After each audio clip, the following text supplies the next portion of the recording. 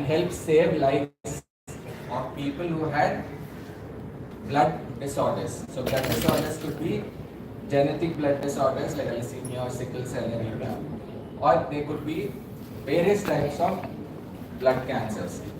So that is what happened. And I must acknowledge Harshita, who was not here. She was the one who brought this initiative to Vizag. And with her bringing it to Vizag to find a cure for her uncle, we were able to raise these donors in the registry, populate the registry, and hence we are all sitting here today going to celebrate a life that has been saved. I'm also looking forward to meeting the recipient, and of course I know the donor. We'll get to that later. So a quick perspective on why this is happening, what is the gift of life. If we can go to the next slide. I think the people at the back, the next slide. Yeah. This is fine. Oh.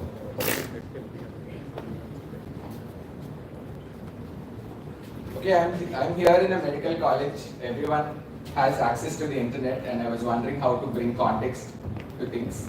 So here we see, I think all of you know, life before life comes into being, because we are sitting in a medical college. And I tried to depict this as an orientation program. All of you come and have an orientation program in a college. So this baby is going through an orientation program to come into life. You can see there's the world map on his head. And then he has he or she, or them or they.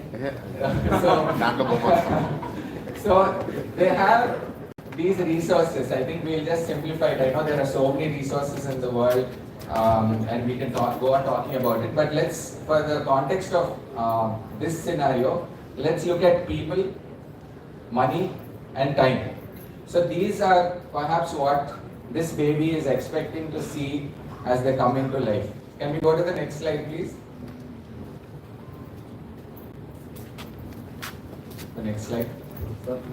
So while we take most things for granted in these resources, if we do not have people, there is a possibility that we can be orphaned. So I'm just bringing out the possibilities of various problems that can start at a very early age. And the next slide. And then there is poverty that we all speak about. So if the resource of money is not there, it is possible that it could lead to poverty. And the next slide. And then finally we have time. So we are here to talk about this, where I find that amongst all the three resources, time is the most valuable resource. In fact, money and people also help us give more time. Now look at this scenario where we are talking about both genetic disorders as well as other disorders that people could have at a later point in time that could diminish the time in life. Can we go to the next slide? So I'm getting here to speak about a few stories after this. But before we get there, what is this gift of life? I'm looking at life as either quantity of life or the quality of life. And as people, we can aspire to have a better quantity of life or a better quality of life. And as people, we can also give the same as the gift of life, which is coming forward to give any of these resources, whether as people, as money, or as time, to help in improving the quantity and the quality of life. So I'll share a few stories and then we will come to why people give and why giving is important. And the reason I'm sharing this is, in those drives that we did many years ago, I went to a college like this and we said we would want to do a small swab test where you just have to do a buccal swab and register with a little bit of data into the registry. And one student came up to me and asked, what is it in for me? So that is when it really caught me by surprise that I could be asked this question when we are trying to do a noble deed by populating a registry which will help people around him as well as people across the country. Because today if you look at it, the donor is from Visakhapatnam and the recipient is from Delhi. But when that person asked this question, I wanted to understand why people give. So we'll just share a few stories and then that will lead up to today's topic of stem cell donation. So can I have the next slide, please? Yeah. So this is a story about Nimish Verma. He's from Visakhapatnam. All the stories today are about people from Visakhapatnam. So there are two stories that I'd like to share. Before he became a world champion in kickboxing, I used to see him go and clean all the statues on the beach road on every national holiday. So Independence Day, Republic Day, and also I think Bhagat Singh's birthday. So I'd ask him that question, why do you go and do it? What do you get from it? Because those people are no longer here, but on every holiday you go and clean their statues. What do you get out of it? So that is a question. I'm not here to state answers, but there is this person who does this on every holiday. And a little later on in his life, he was a few meters away from the summit of Mount Everest. So he got into climbing. At that point, there was a tribal boy who was also sponsored by the government this was in the previous TDP government, where there was sponsorship and he was about to summit as well and he fainted because he lost oxygen. And there was nobody who could speak Telugu. So that time he had a choice whether he should summit Mount Everest or help save the life. So it's quite obvious. A boy from Isaac chose to save the life instead of summiting Mount Everest. So he actually brought the boy back along with the rescue team and he sacrificed his summit. It's another story that he went on and summited all the tallest mountains in the world later on. But at that point, he chose to give and save that person's life. So this is a story that I'd like to share. What is it in for him that he did it? Can we go to the next slide? Yeah, so then this is also a story from Vizag. So this is about a person skating 6,000 kilometers across the Indian Golden Quadrilateral. Who's that handsome boy? I don't know, we'll come to that later. Right now we'll just say it is a story from Vizag.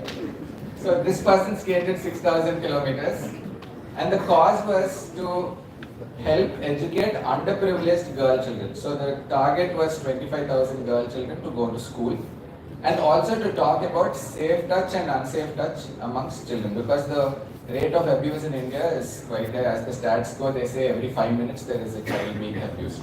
So again here, quality of life with education, perhaps quantity of life if you talk about abuse and people not being victims of abuse. So that was again the reason here.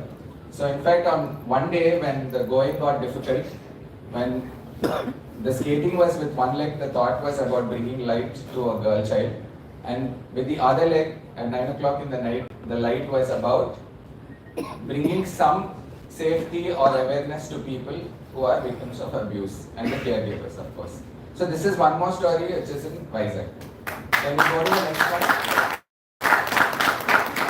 Here we all know that while that 6,000 kilometers happened across the Golden Quadrilateral, this thing that happened in 2020 kind of pales that effort, because that time we're talking about girl children, abuse, but here the purpose was so simple that people just want to go home.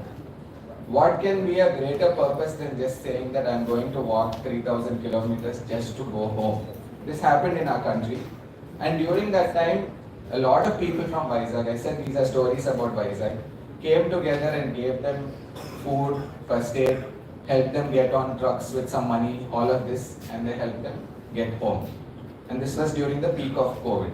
Why would people come out and do this? In fact, the founder of Vizag Volunteers, Satish, is sitting here right with us. His organization was founded on this good deed. So this is something that happened in Vizag also. Why would people do it? I mean, you could stay at home and not come out. Why would people come out to give? Can we go to the next story? So this is a simpler one. Now we are talking about making a difference to a large number of people. Of course, Animish's story was he helped save one life. Here it is much simpler. So there is somebody who lost their life, a mother lost their life. her life during COVID. And the daughter was in 12th grade with 1 year to go. So, on behalf of the mother, a person wrote letters throughout the year to the daughter so that she wouldn't miss getting the letter every day when she is in boarding school. So it is a very simple act of giving that one could do. So it's not that you have to make a difference to like hundreds and thousands of lives, but that 1 year, one daughter is getting a letter at school when everybody else is getting letters. So this could be a way of yet, because we're going to reveal it later on. So this man got married that year, just about a few months before he realized he's the match for somebody who was suffering with a form of blood cancer. It's called ALL. The abbreviation will be stated by the experts, but then, and the doctors here. So he had to convince not only his parents, but also his newly wedded wife that this process was safe, and he went all the way to Baswatarakam Hospital in Hyderabad. Bharat is definitely part of the board, if I'm not mistaken. He tried to do it in Vizag, but it wasn't enough. Then he went, tried second time, he donated, and then we are here because 3 years later, the person who donated, who actually was administered with these stem cells, is now here with us, healthy. So he was 16-year-old then, and now he's 19, like some of us here in this audience. So I think this calls for a reason to celebrate, and that is why it is celebrating the gift of life. And I can tell you how it is a gift of life literally, because before the transfusion happened, his blood group was O positive. That's what he was born with, the resource that he was born with. And then after chemotherapy, all the stem cells in the system died, and then he was administered these new stem cells, and now he has the donor's blood group, which is B positive. That is the miracle that happened. So this is something that I found out as well as we went forward. So to summarize, let me tell you why stem cell donation is important. Of course, there can be a lot of uses for stem cell donation as all of you invent and study more about this. But currently in India, they are using stem cells to help cure people with blood disorders. It can be genetic or it can be through cancer. So a lot of kids have benefited from this because at an early age when they are diagnosed with sickle cell anemia or thalassemia, I think by giving the gift of life through stem cells, they no longer have to go to transfusions and they have a chance at life. So that is what I was talking about. The quantity of life and of course quality of life comes from the way they choose to live it. And in this case, he's helped a 16-year-old boy with the gift of life, and he's here with us. I'm looking forward to meeting him soon. The process itself is fairly simple now thanks to medical advancement. All you have to do is give stem cells through apheresis. Apheresis is how you give platelets or plasma, and later that stem cells are cryofrozen and then they're given to the patient who is already through chemotherapy by that point. So this is what it is. But what is the difficulty then? The difficulty is the odds. Only 1 in 10,000 to a 1 in a million find a match. So ever so often, either because people don't have siblings, or it's possible that they don't have a match in the family, they have to look for unrelated donors. That is where all of us come in. So if we can spread this awareness and make sure that a lot more people register into this registry, the chances are that people around you as well as people across the country and the globe will benefit from this. And in fact, I'll end it with one small thing where it is about caste and community. The first time I realized caste and community actually came to good use is that if people donate from the same caste and community, there is greater chance that you would help serve your caste and community. It is not always a guaranteed thing, because here we have a donor donating to someone in Delhi. But to let you know, if you want to say Nake